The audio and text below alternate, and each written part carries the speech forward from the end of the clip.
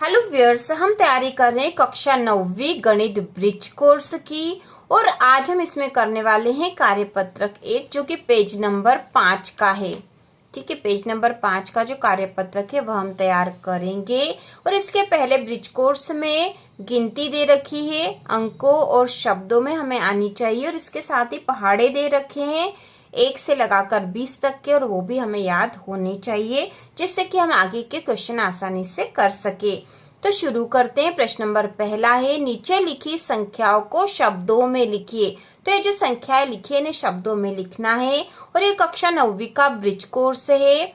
इसका मतलब यह है कि 9वीं की जो गणित है उसको शुरू करने के पहले आपको ब्रिज कोर्स आना चाहिए। ब्रिज कोर्स में जो जो भी अवधारणाएं दे रखी है, जो जो भी गणितीय समझ दे रखी है वो सभी हमें आना चाहिए। जोड़, घटाव, गुणा, भाग और भिन्न वाले सारे प्रश्न इसमें आने वाले हैं। दशमलव वाली संख्याएं आएगी, उनके गुणा आएंगे, जोड़ घटाव भी आएगा।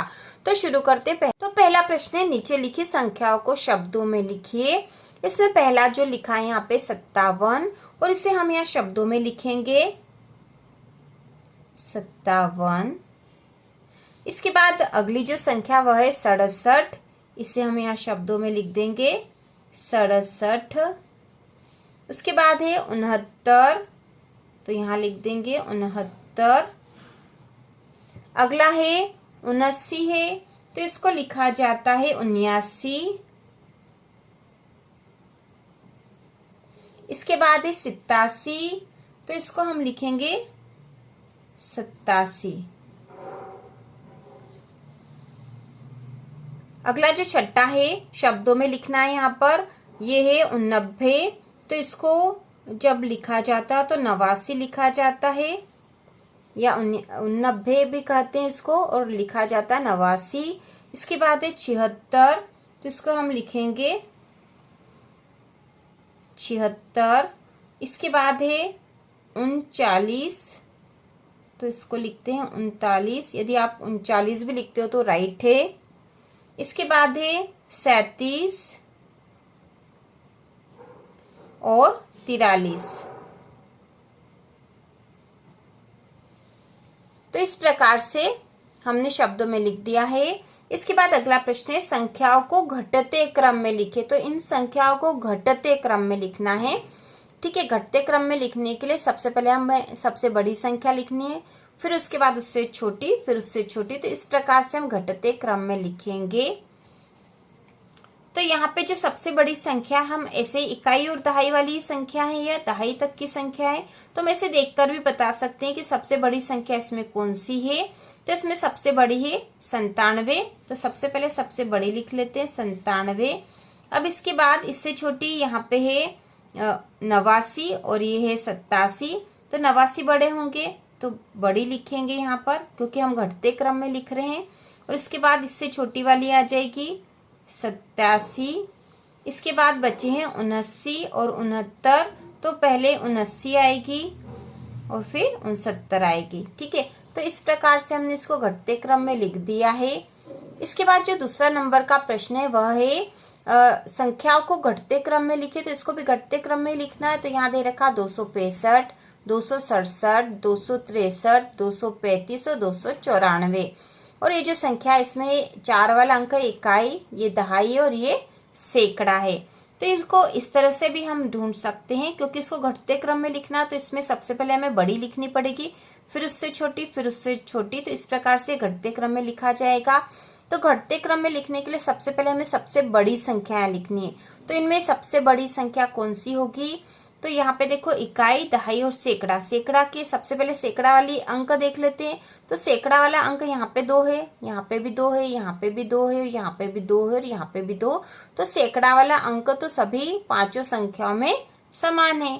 सैकड़ा वाला अंक समान है, तो हम अब दहाई वाला देख लेंगे। तो इकाई और दहाई यहाँ पे 9 है, यहाँ 3 है, यहाँ 6 है, ये भी 6 है और ये भी 6। तो इसमें सबसे बड़ा कौन सा है? 9 वाला है, तो ये संख्या सबसे बड़ी हो जाएगी। तो इसको सबसे बड़ी को पहले लिख लेंगे 294।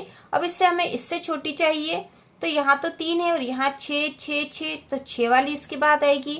अब 6 वाली में भी 294 के बाद कौन सी 6 वाली में बड़ी कौन सी ये देखना हमें।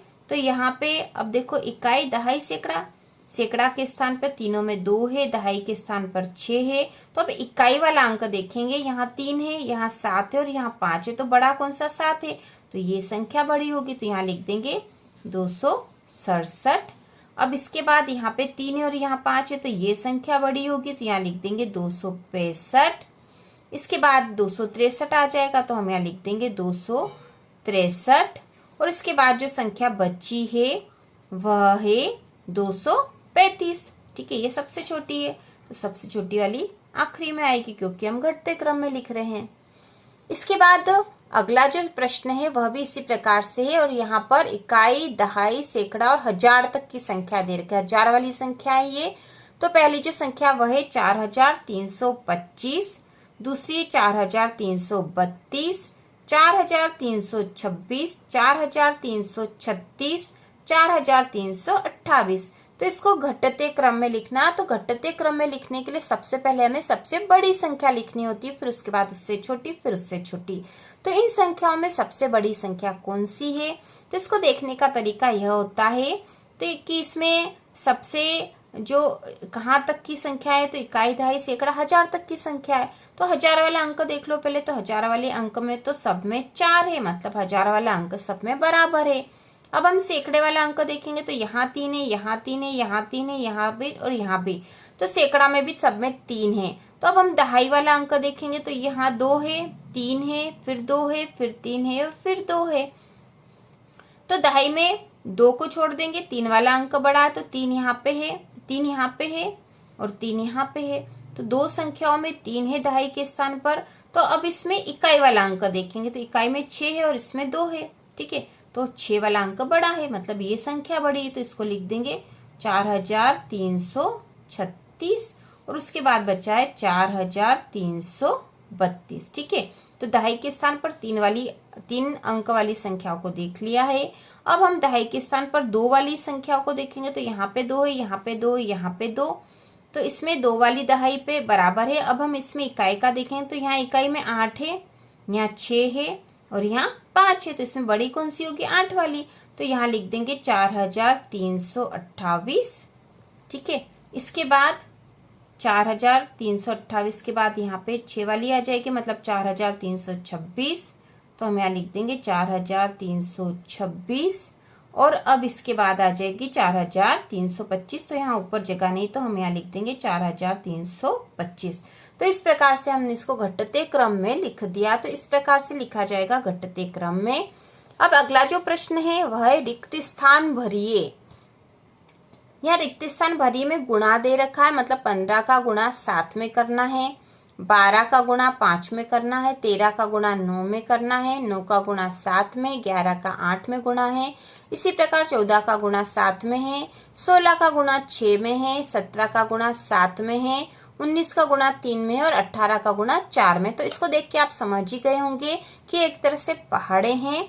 यदि 15 का पहाड़ा 7 बार बोलेंगे, मतलब 15 गुणा 7 कर देंगे तो आ जाएगा यहाँ पे। तो 15 का पहाड़ा 7 बार बोलेंगे तो भी उतना ही आएगा। तो 15 का पहाड़ा 7 बार बोलेंगे तो आ जाएगा 15 7 105। ठीक है, 105 सीधा सही हो जाएगा गुणा ये। या फिर आप ऐसे भी कर सकते हो, यदि आपको 15 का पहाड़ा नहीं आता तो 7 का गुणा कर लो। 7 का गुणा 5 में करो तो 7 5 35 की 5, असल का बच्चा 3, 7 एकम 7 और 3 10, तो 105 ही उत्तर आएगा इसका। इसी प्रकार 12 का गुणा 5 में करना, मतलब 12 का पहाड़ा 5 बार बोल दो, 12 पंजे 60 हो जाएगा। ठीक है, और यदि ऐसा नहीं आता तो 5 का गुणा कर लो, 5 दूना 10 की 0, असिल का 1, 5 एकम 5 और 1 6, दोनों तरीके से हो जाता है यह। लेकिन हमें पहाड़े याद होना चाहिए, इसमें पहले पहाड़े दे भी रखे हैं। इसके बाद 13 गुणा 9, मतलब 13 का पहाड़ा 9 बार बोलेंगे तो 13 नमाकी हो जाता है 117। उसके बाद 9 गुणा 7, मतलब 9 का पहाड़ा 7 बार, 9 7 63। ठीक है, 11 गुणा 8, मतलब 11 का पहाड़ा 8 बार, तो 11 8 88। इसके बाद अगला है 14 गुणा 7, 14 का पहाड़ा 7 बार बोलेंगे तो 14 का पहाड़ा 7 बार बोलेंगे तो 14 7 98। 16 गुणा 6, मतलब 16 का पहाड़ा 6 बार बोलेंगे तो 16 96। ठीक है, इसको भी इस तरह से कर सकते थे कि 6 का पहाड़ा बोल दो, 6 6 36 की 6, असिल का 1, छः 36 की 6 हासिल का 3 बचा, 6 कम 6 और 3 9, तो 96 हो जाएंगे यहाँ पे। उसी प्रकार 17 गुणा 7 मतलब 17 का पहाड़ा 7 बार बोल देंगे तो यहाँ आ जाएगा 119। यहाँ पे हम 7 का भी कर सकते थे, 7 का पहाड़ा 7 बार बोला, 7 ही 7 49 की 9, हासिल बचा 4, 7 एकम 7 और 4 11 हो जाते, तो 119 ही होगा यहाँ पर। इसके बाद है 19 गुणा 3 मतलब 19 का पहाड़ा 3 बार, तो 19 का 19, 19 दूना 38, 19 तिया 57, ठीक है। इसके बाद है 18 का पहाड़ा 4 बार, 18 गुणा 4 मतलब, तो 18 का पहाड़ा 4 बार बोलेंगे तो 18 चौक 72, ठीक है। इस प्रकार से हमने सीधा पहाड़े से कर लिया, ये गुणा है तो बहुत आसानी से हो जाता है। आप 7 का 6 का या 3 का इस तरह का पहाड़ा बोल के भी कर सकते हो, यही उत्तर आएगा। तो इस प्रकार से पेज नंबर 5 का कार्यपत्रक हो चुका है। इसी प्रकार के और वीडियो देखने के लिए कक्षा 9वीं की संपूर्ण तैयारी के लिए चैनल को सब्सक्राइब कीजिए।